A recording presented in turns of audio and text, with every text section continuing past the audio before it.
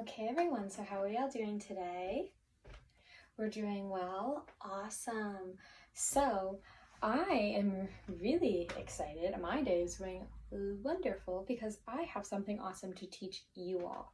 So, we have a really awesome new reading strategy or vocabulary building strategy that I have for you today, and it's really going to help you with building your vocabulary knowledge and helping you with getting through maybe harder readings where you have a lot of words that you may struggle with. So this strategy is really going to be beneficial to you guys, so I'm super excited to teach it to you. So for right now, I need you all to do a few things for me. I need you to get everything off of your desk and put it away. I only want to see a pen or a pencil on your desk. You should all, once you do that, you should all be facing towards me or towards the board.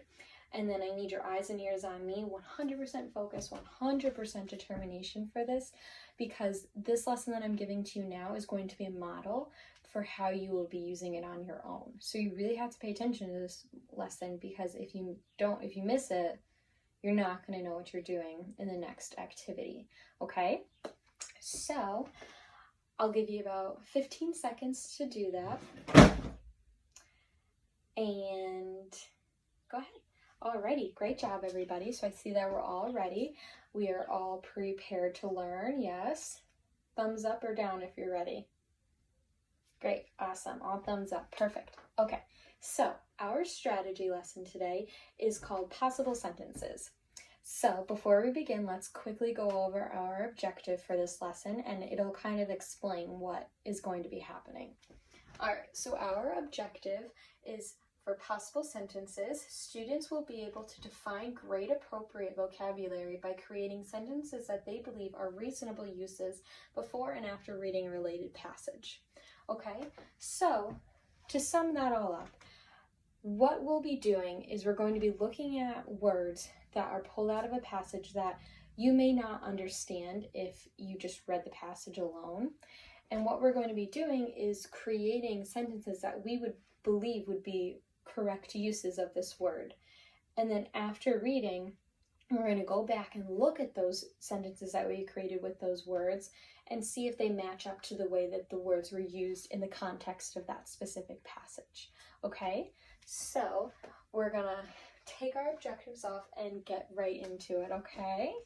Alrighty, so as you can see here, our board is filled with 7 different vocabulary words.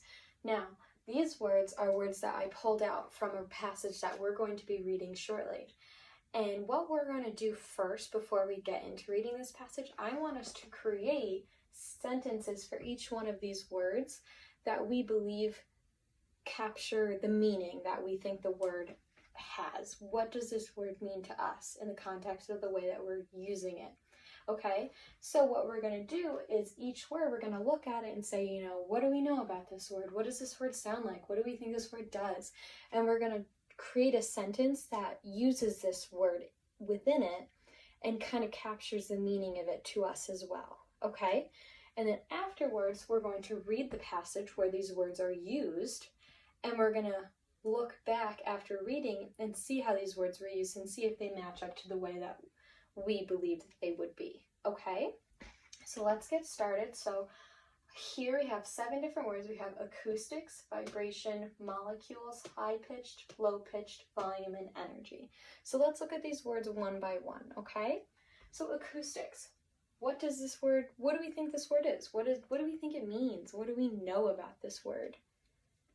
It's a type of sound. It's a type of music. Exactly. If you think it's like Pitch Perfect, they sing acoustic covers. So it's a certain kind of sound. Yes. It's the kind of sound that goes throughout the room. Perfect. So let's try to create a sentence that uses this word in it. What could we say? The room was filled with the acoustics of the music. I think that's a great use. Let's do that. So, okay, awesome. I think that's a really great definition for that, or use, possible sentence. All right, so vibration. What do we know about this kind of word? Well, do we know what a vibration is? It's a type of feeling. It's like when your phone rings, but it's on silent, so your phone vibrates. It's like a buzzing feeling, right? It's like a bug. If a bug buzzes on you, it's vibrating. Yeah. So where can vibrations come from? Do they come from sounds? Yeah, absolutely. They come from the energy of the sound, right? Yeah. So vibrations come from sound. So if we're talking in terms of sound, could we say the room vibrated from the sound of the music? Because vibrations can come from music. If music's really loud, if you think about when you're in a car, your car can vibrate if your music is super, super loud.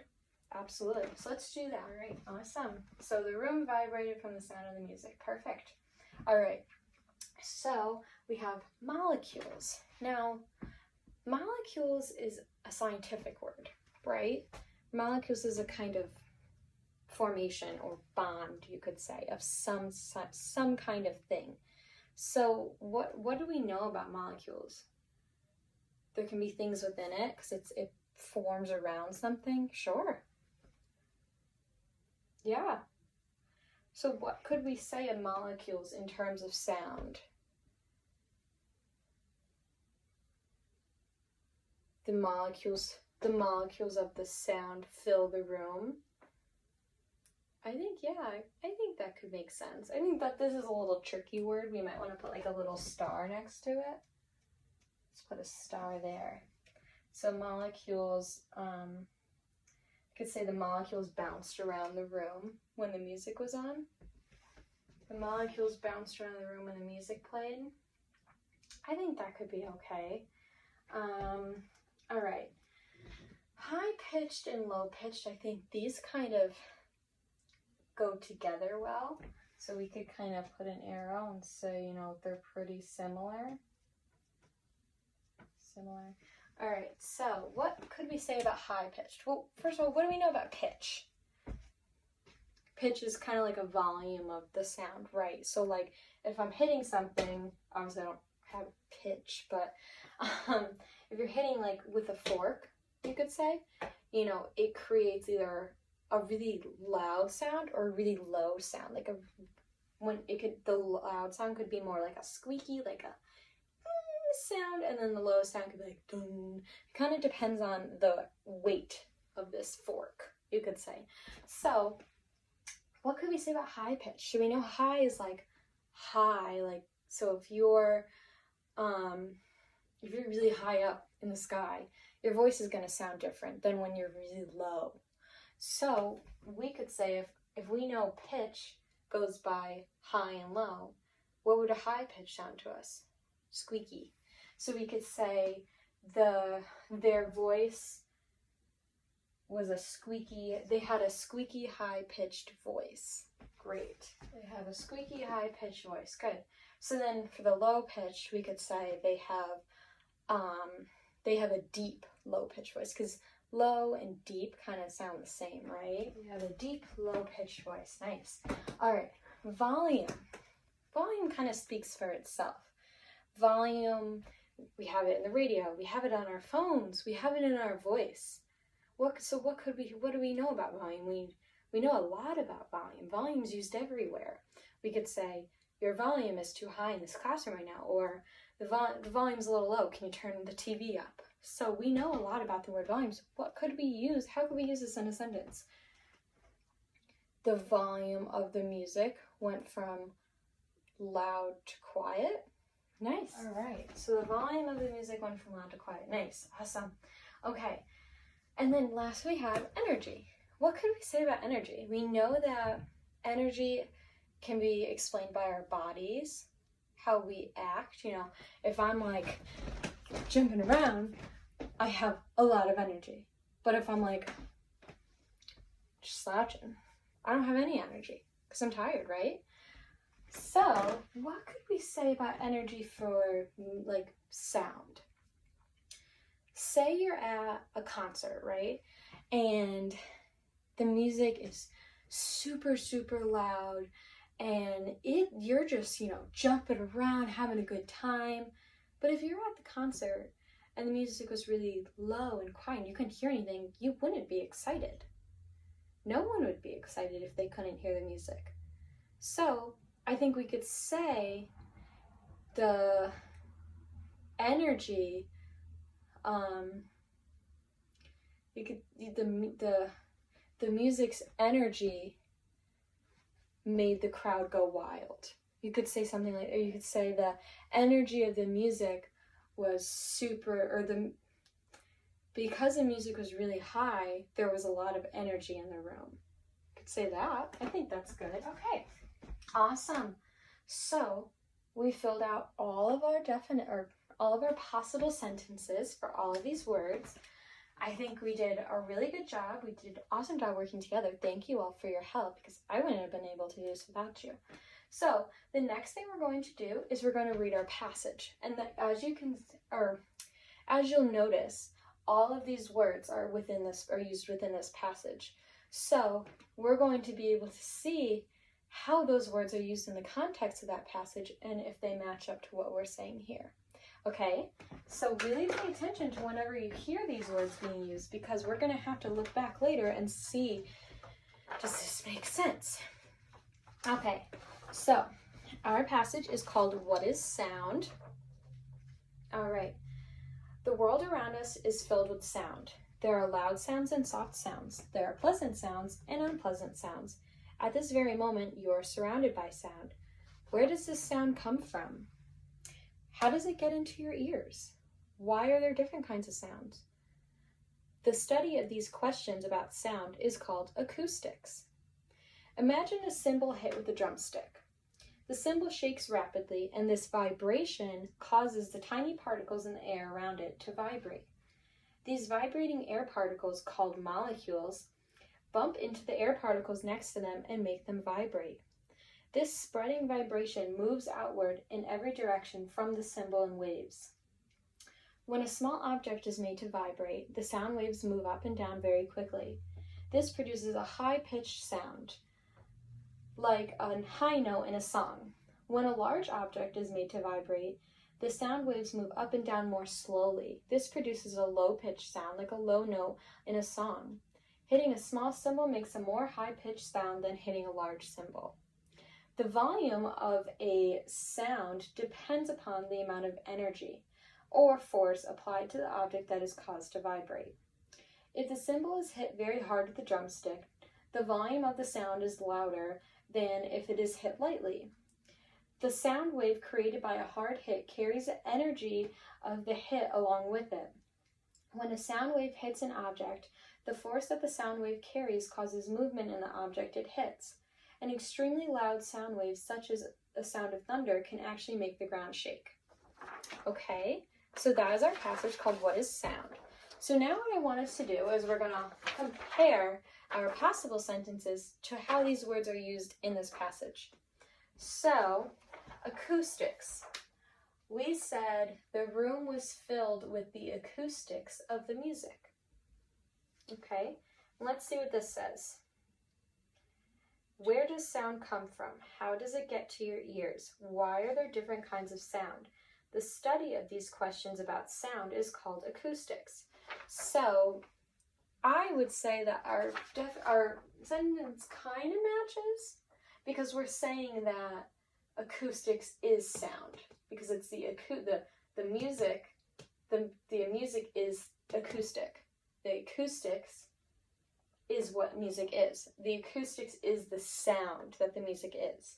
So I think we could change music to just sound, because acoustics is sound.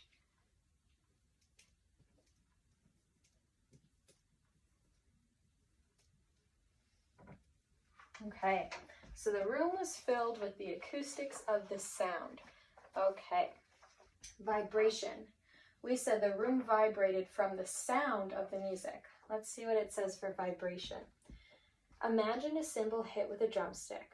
The cymbal shakes rapidly, and this vibration causes the tiny particles in the air around it to vibrate. I think so. So the room vibrated from the sound of the music. So that's kind of saying the same thing. It's saying cymbal shakes rapidly. and this vibration causes the tiny particles in the air around it to vibrate. So the sound right here, the sound of the music is causing the room to vibrate. So that's perfect. Okay, molecules. This one was a tricky one, remember that. So our sentence here is, the molecules bounced around the room when the music played. I don't know if this matches very well, so let's look at how it's used here. These vibrating air particles, called molecules, bump into the air particles next to them and make them vibrate. So we use the word bounced around the room when the music played. I think it's pretty close. We do have to remember that molecules cause vibration, because it's saying these vibrating air particles called molecules. So molecules are vibrating air particles. So the molecules bounced around the room when the music played. I think we could say, instead of played, we could say when the music vibrated, because the molecules bounced from vibrations, or they are vibrations.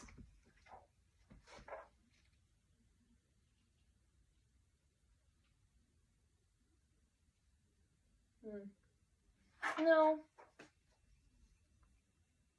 The molecules bounced around the room when the music played.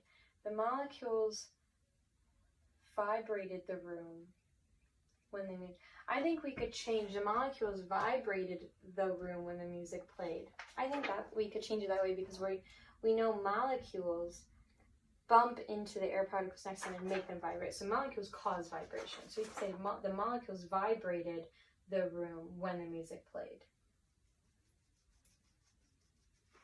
So let's change that. Vibrated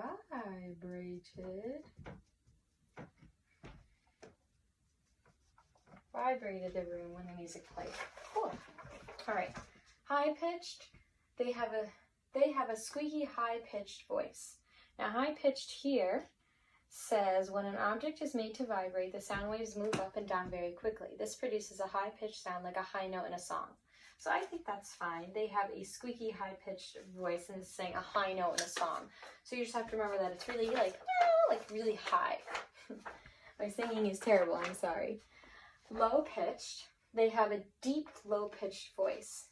And it's pretty similar to what this says. This produces a low pitched sound like a low note in a song. So like whoo, like really, really low. So they have a deep low pitched voice. Okay. Volume. The volume of a sound deepens upon the amount of energy or force applied to the object that is caused to vibrate. If the cymbal is hit very hard with the drumstick, the volume of the sound is louder than if it is hit lightly. I think we could still keep our sentence, the volume of the music went from loud to quiet, because it's talking about loudness compared to its quietness of an object. We could use it in terms of the way this is used, so we could say the volume of the drum became louder when it was hit harder. I think we could change that. I think that'd be pretty like a good comparison. So the volume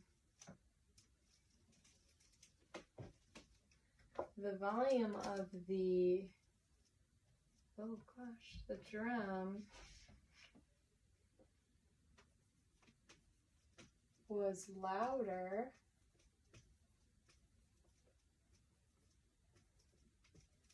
when hit harder. The volume of the drum was louder when hit harder. Perfect. I think that's a really great sentence that we created there. All right. And finally, last but not least, energy.